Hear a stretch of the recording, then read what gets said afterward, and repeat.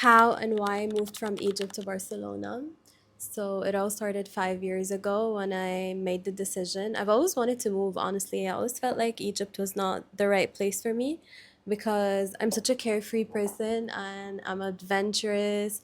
I hate to be restricted or controlled, and I felt like Egypt was not the place for me.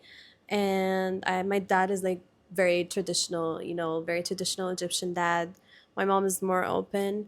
Yeah, I just couldn't conform with like living there as a woman because you're not treated equally as a man. I felt like I didn't have my freedom like 100% like my brother did, for example.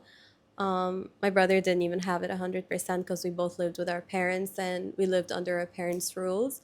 My parents were not that strict, but still, like, we had some rules. And I hate rules. Honestly, I just wanted to experience life on my own. I was 26 by then, and I was still asking my dad permission whether I could travel or I'm gonna go sleep at my friend's house. Oh, who's gonna bring you home? What time are you gonna be home?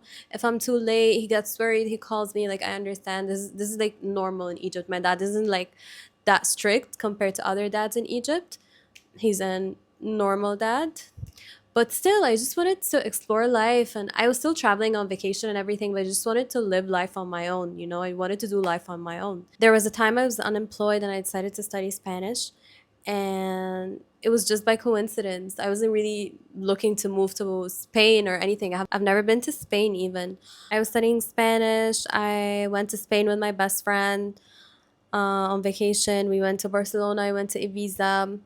It was an amazing trip, one of the best trips of my life. And I fell in love with Barcelona. I fell in love with Spain. I could speak Spanish a little. My Spanish was not that good. And then it was Corona and all. I continued studying Spanish. In 2021, I decided to leave. I decided to move to Barcelona. I booked that course in Camino Barcelona. It was like an 8 month course. I did the student visa so I could travel, like long term. And I told my parents I would do that course and come back. My plan was to move. They were never gonna say yes, so I just said, I'm just gonna go for the summer and come back. I was working at the time in logistics, a corporate job, so I saved a little. My parents gave me money as well. Yeah, I moved to Barcelona. That was 5 years ago. It seems really strange when I say 5 years ago because I feel like I'm the same person, kind of, and I feel like I've also changed in so many ways. I've been through a lot in those 5 years, but it's not somehow it's just it feels like me. It's crazy. It's been a roller coaster.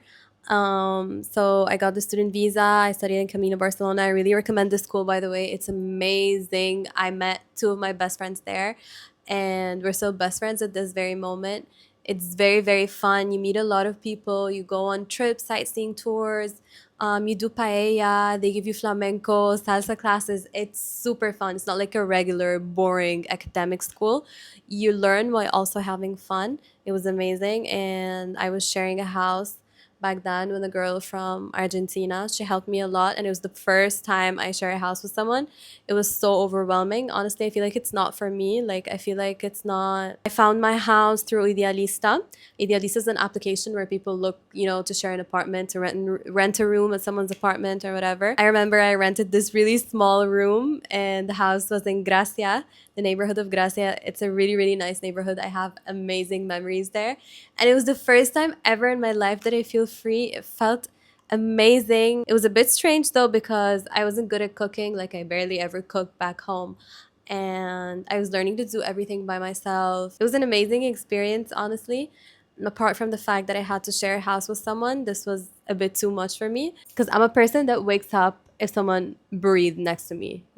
I'm a very light sleeper, and it wasn't working for me. And like the girl hormones, when we both got our period, like things were a bit dramatic. I don't know. I feel like living with someone isn't really for me.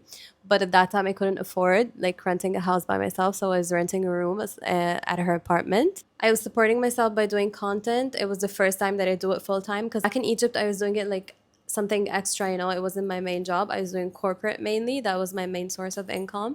And little by little, I could pay my rent, from the money I make from content, from modeling. I was signed by this agency, this modeling agency that's called Fleming Models. It was really, really good as well.